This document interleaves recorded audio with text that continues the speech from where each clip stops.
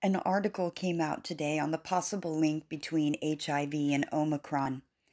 I'd shared notes on this about a year and a half ago because I thought the same thing, because nothing new under the sun.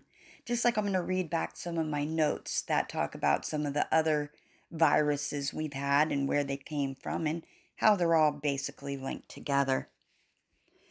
So let's read. Where did Omicron come from? By all accounts, it is a weird variant. Though highly mutated, it descended not from one of the other variants of concern, such as alpha, beta, or delta, but from coronavirus that was circulating maybe 18 months ago. So, where has it been all this time? And why is it only now wreaking havoc? Researchers are exploring numerous hunches.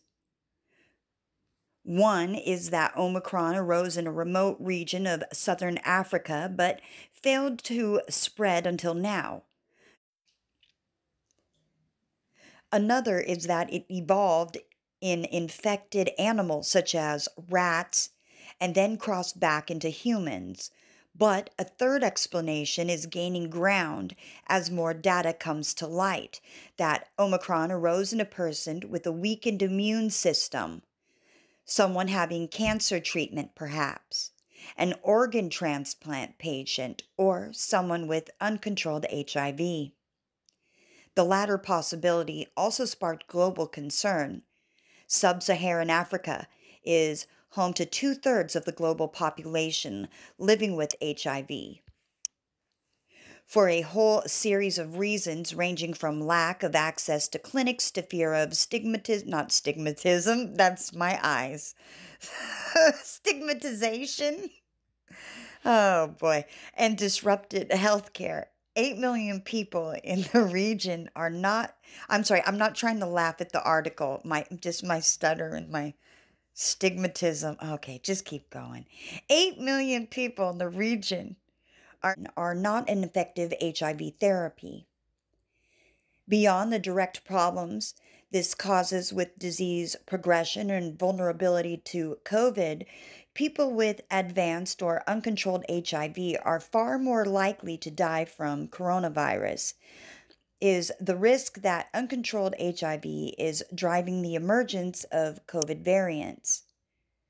For me, there are two key things, says Dr. Richard Lessels, an infectious disease physician at the University of KwaZulu Nation in Durban, who was part of the team that first reported Omicron.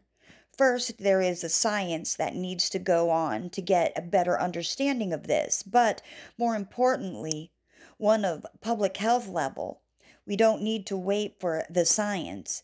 It is a reminder that while addressing the immediate challenges of COVID 19, that variants of concern can evolve in patients with weakened immune systems is not new. The alpha and beta variants, first spotted last year in the UK and South Africa, respectively, are widely thought to have emerged after long term infections in patients. The mechanism was laid out by Charles Darwin more than 150 years ago. Evolution through natural selection.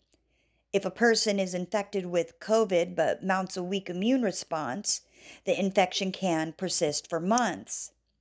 In that time, antibodies neutralize some of the virus, but not the versions that bind to less well.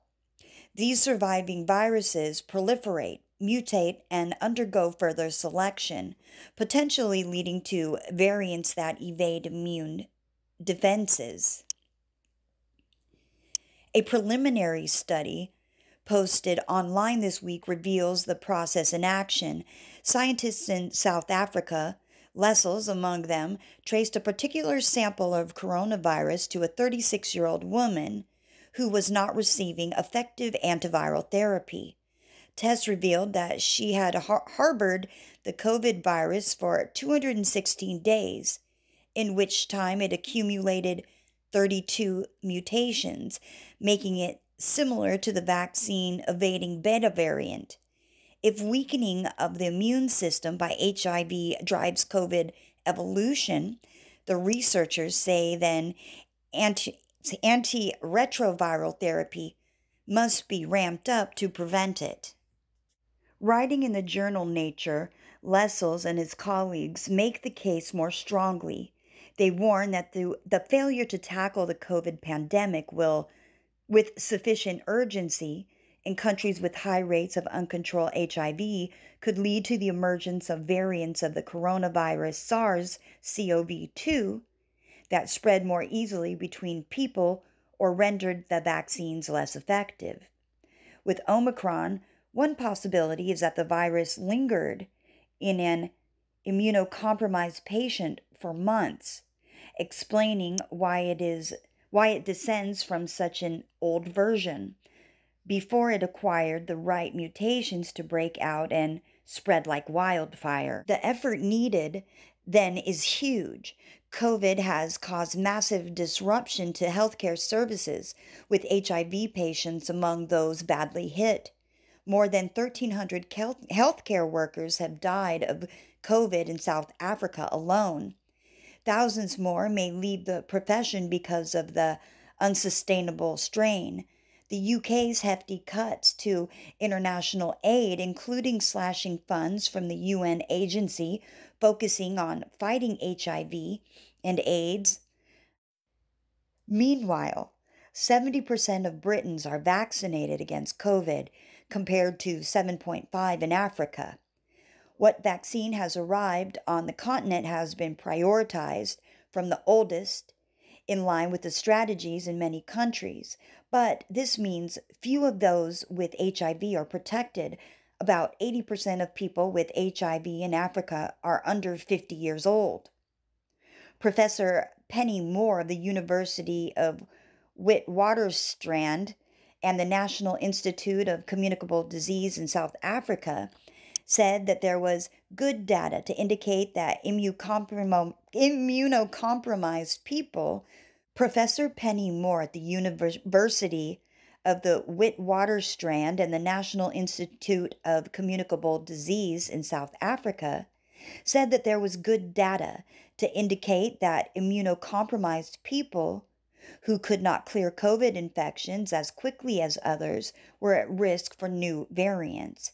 That includes HIV positive people with uncontrolled viral replication, as well as other groups like people with other groups of people on immunosuppressants, she said, but this is probably still a rare event.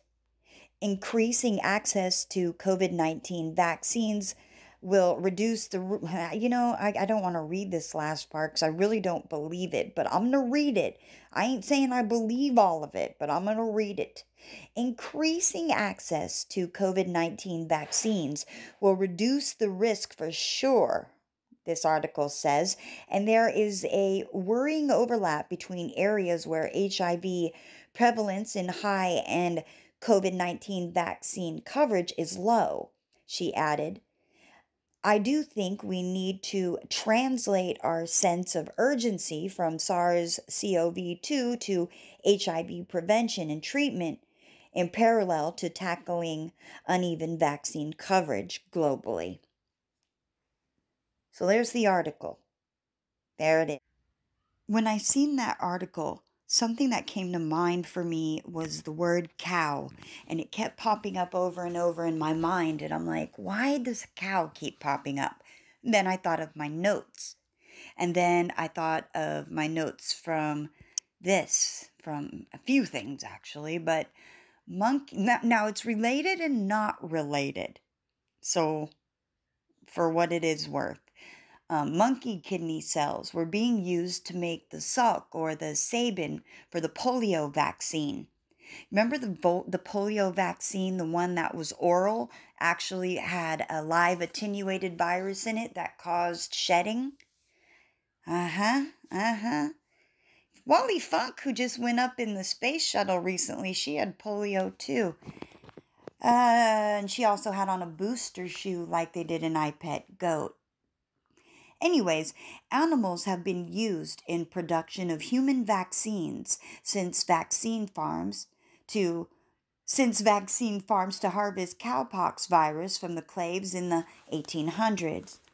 They may be carrying other bacteria or viruses that could contaminate the eventual vaccine, as with polio vaccines from the mid-20th century that were made with monkey cells and eventually found to contain a monkey virus called the SV40 or simian virus 40.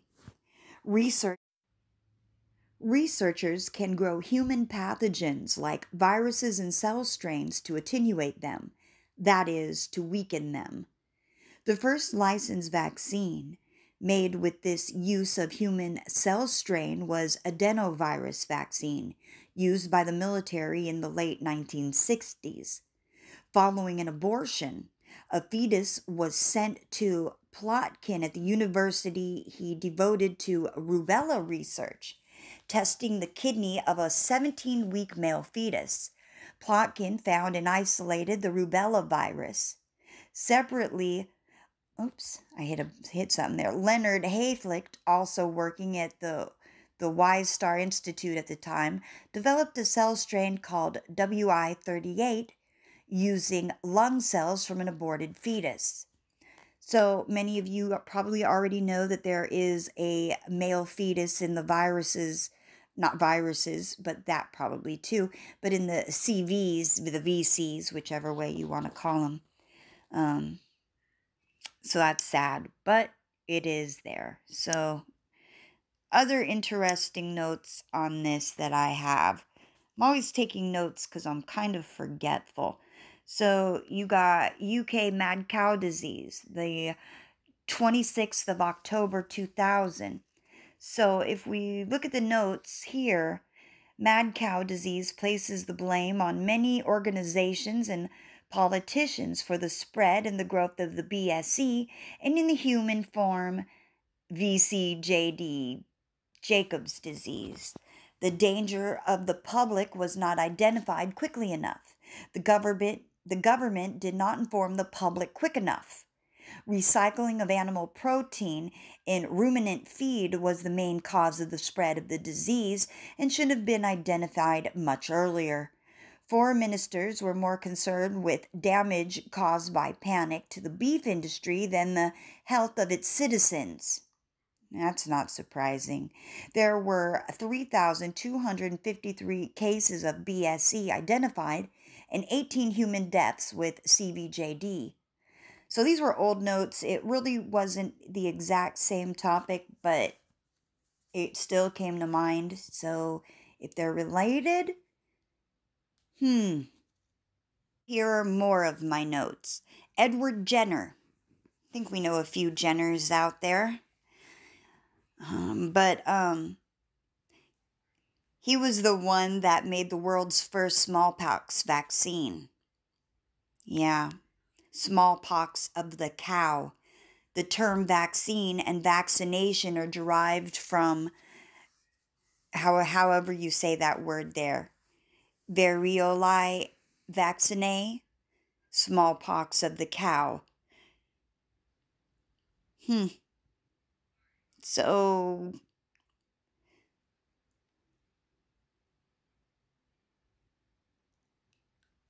wait. So he became a master mason, of course, December 30th, 1802. Lodge of Faith and Friendship, number 449. Sorry for the long pause. Sometimes I just forget. So anyway, he served as the worshipful master of the Royal Berkeley Lodge of Faith and Friendship. Whole year of Berkeley. Imagine that. Yeah. So you could look at the notes here and just put the rest together if you like.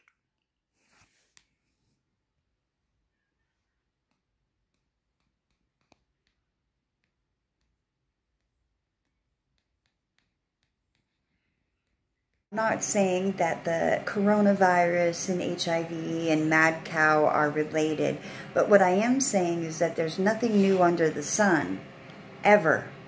Just like with SARS, with mad cow, with swine flu, H1N1, they're all connected in a way. It's just in what way. So I just put those notes together, brainstorming hypotheses. What are your thoughts? Or what's your knowledge? That's what I'd like. I'd like your enlightenment. Not to possess it and keep it, but to share it amongst one another, you know?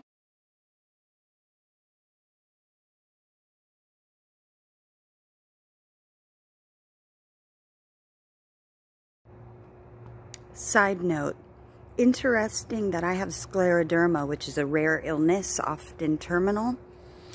And it's very rare, yet the Robert Kardashian Institute happens to specialize in that. Yeah.